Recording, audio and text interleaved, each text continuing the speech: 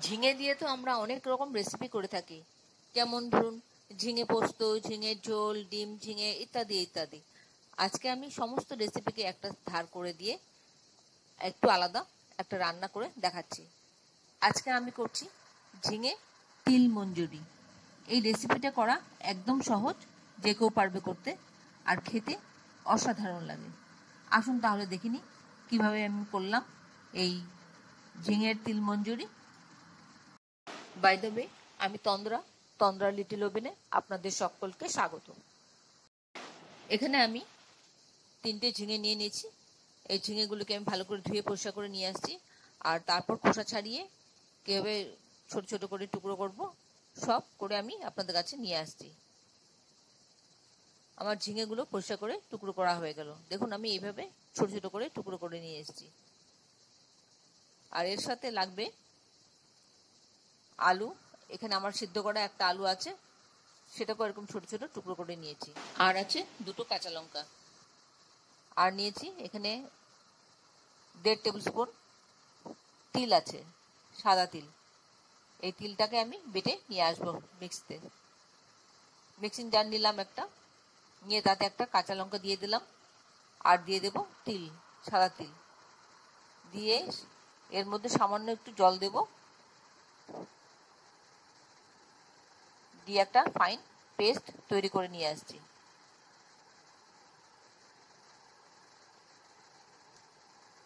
এবার কড়াতে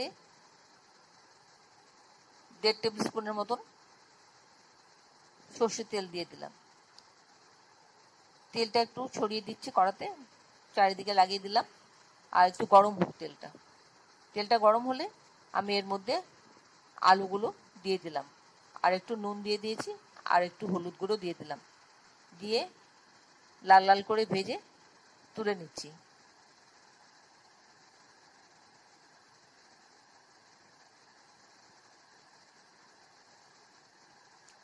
আলুগুলি একটু লাল লাল করে ভাজা হলে আমি তুলে নেব।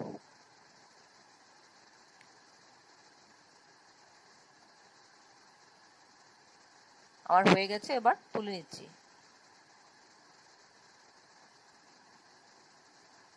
এবার ওই তেলেই আমি তিল বাটাটা দিয়ে দিলাম।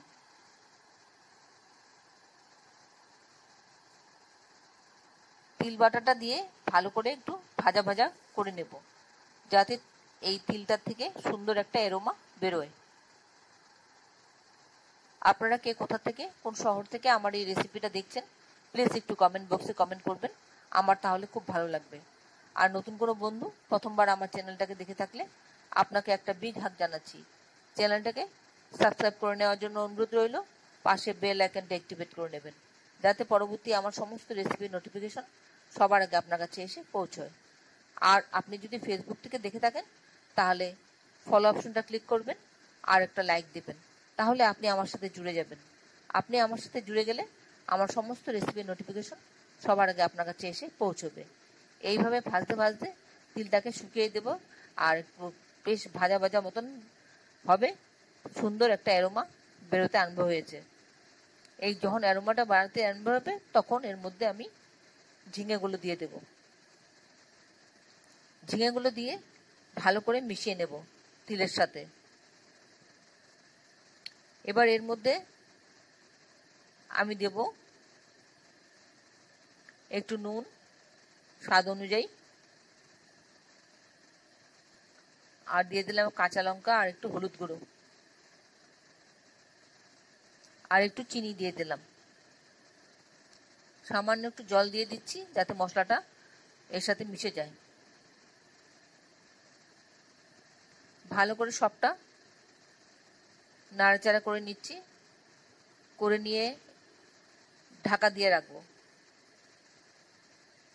এই 2 মিনিটের মতন একটু ঢেকে রাখবো, যাতে ঝিঙেটা একটু নরম হয়ে যায় আর ঝিঙে থেকে জলটা বেরিয়ে আসে।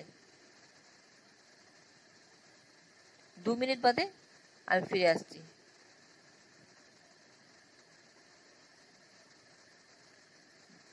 আমি ফিরে এলাম, দেখুন ঝিঙের থেকে অনেক জল বেরোতে আরম্ভ হয়েছে, আরও জল বেরোবে ঝিঙের থেকে।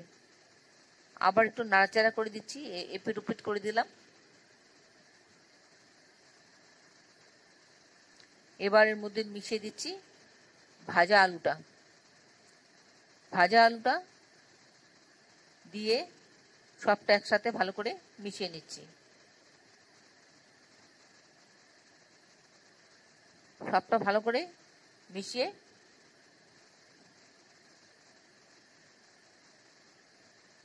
আর একটু জল দিয়ে দিলাম। আমি সামান্য একটু দিয়েছি, 1/4 কাপ মতন। তরকারিটা খানিকক্ষণ নাড়াচাড়া করব, একটু সময় ফুটতে দেব। একটু সময় ফুটুক, তাহলে ভালো করে মিশবে। আপনারা যারা এখনো পর্যন্ত আমার চ্যানেলটাকে সাবস্ক্রাইব করেননি, ঝটপট সাবস্ক্রাইব করে নিন। আপনাদেরকে আমাদের মাঝে দেখতে পেলে আমাদের খুব ভালো লাগবে। এই রান্নাটা করা একদম সহজ, যে কেউ পারবে করতে। খেতে কিন্তু অসাধারণ লাগে। আর এছাড়া তিল ভীষণ উপকারী একটা শস্য। এই তিল রোজ খাওয়া খুব ভালো। রোজ 1 চামচ করে খাবেন, যেভাবেই হোক খাওয়ার চেষ্টা করবেন। এই তিল হার্টের জন্য যেমন ভালো, থাইরয়েডের জন্য তেমনি ভালো। তাই তিল রোজ খাওয়া খুবই ভালো। এবার খানিকক্ষণ হয়ে যাওয়ার পর উপর থেকে 1 চা চামচ সর্ষের তেল ছড়িয়ে দিলাম। কাঁচা সর্ষের তেল ছড়িয়ে দিয়ে একটু ভালো করে মিশিয়ে নিচ্ছি। আশা করি আপনাদের আমার এই রেসিপিটা ভালো লেগেছে। যদি ভালো লেগে থাকে তাহলে অবশ্যই একবার এইভাবে করে খাবেন। খেয়ে কেমন লাগলো কমেন্টসে জানাতে ভুলবেন না।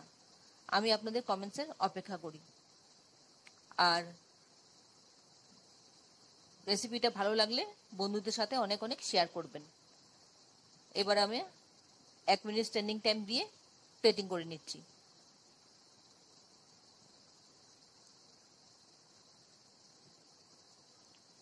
এই তরকারিটা ভাতের সাথে খুব ভালো লাগে খেতে। এছাড়া রুটি দিয়েও খুব ভালো লাগে। এতক্ষণ ধৈর্য ধরে আমার এই রেসিপিটা দেখার জন্য আপনাদেরকে অসংখ্য অসংখ্য ধন্যবাদ। আপনারা সকলে ভালো থাকবেন, সুস্থ থাকবেন, ঈশ্বরের কাছে এই কামনা করি। আর এই ধরনের নতুন নতুন রেসিপি দেখতে আমার চ্যানেলটাকে সাবস্ক্রাইব করে নেবেন। পাশে বেল আইকনটা অ্যাক্টিভেট করে নেবেন, যাতে পরবর্তী আমার সমস্ত রেসিপির নোটিফিকেশন সবার আগে আপনার কাছে এসে পৌঁছয়। আর আপনার যদি কোনো প্রশ্ন থাকে এই রেসিপি সম্পর্কে কমেন্টসে জানিয়ে দেবেন, আমি আপনাদের প্রশ্নের উত্তর জানিয়ে দেব। আপনারা যারা আমার সঙ্গে আছেন, আমার চ্যানেলটাকে সাবস্ক্রাইব করেছেন, তাদেরকে অনেক অনেক ধন্যবাদ। তাহলে ভিডিওটা আজকে এখানে শেষ করি। আবার দেখা হবে আপনাদের সাথে পরবর্তী অন্য কোনো এক রেসিপিতে। আপনারা সকলে ভালো থাকবেন, সুস্থ থাকবেন, নিজের খেয়াল রাখবেন, পরিবারের খেয়াল রাখবেন। নমস্কার।